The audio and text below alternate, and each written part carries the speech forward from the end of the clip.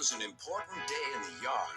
Everyone was busy and excited, making notes and taking photographs. A special visitor had arrived and was now the center of attention. "Who is that?" whispered Thomas to Duck. "That," said Duck proudly, "is a celebrity." "A what?" asked Percy. "A celebrity is a very famous engine," replied Duck. "Driver says we can talk to him soon." "Oh," said Thomas, "he's probably too famous to even notice us." Just then Gordon arrived. "Puh," said Gordon. "Who cares? A lot of fuss about nothing, if you ask me." And he steamed away. Later that night, the engines found that the visitor wasn't conceited at all. He enjoyed talking to the other engines till long after the stars came out. He left early next morning. Gordon was still complaining. "Good riddance," he grumbled, "chattering all night. Who is he anyway?"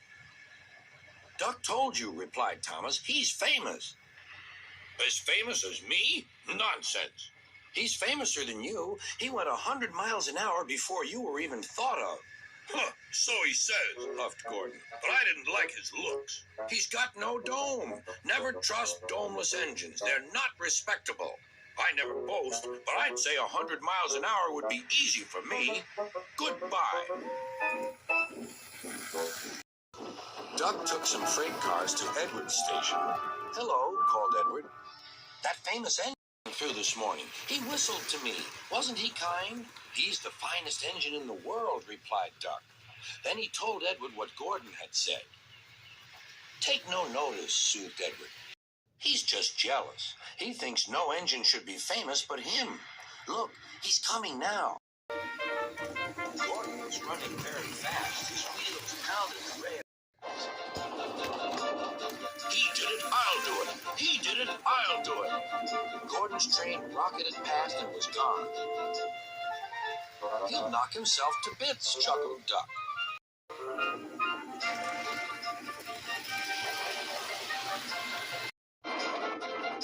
Gordon's driver eased him off. "Steady, Gordon. We aren't running a race." "We are, then," said Gordon, but he said it to himself. Suddenly, Gordon began to feel a little strange. "The top of my boiler seems funny," he thought. "It feels as if something is loose. I'd better go slower." But it was too late. On the viaduct, they met the wind. It was a teasing wind which blew suddenly in hard puffs. Gordon thought it wanted to push him off the bridge. "No, you don't," he said firmly.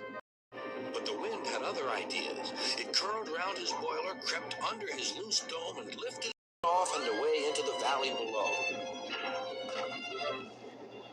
Gordon was most uncomfortable. The cold wind was whistling through the hole where his dome should be, and he felt silly without it. At the big station, the freight cars laughed at him. Gordon tried to wheesh them away, but they crowded round no matter what he did. On the way back to the shed, he wanted his driver to stop and fetch his dome. "We'll never find it now," said the driver. "You'll have to go to the works for a new one." Gordon was very cross.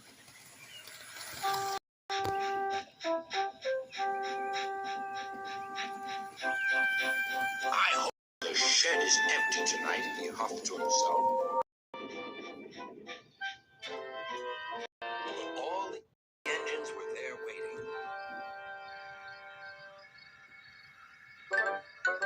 "Never trust domeless engines," said a voice from somewhere behind him. "They aren't respectable."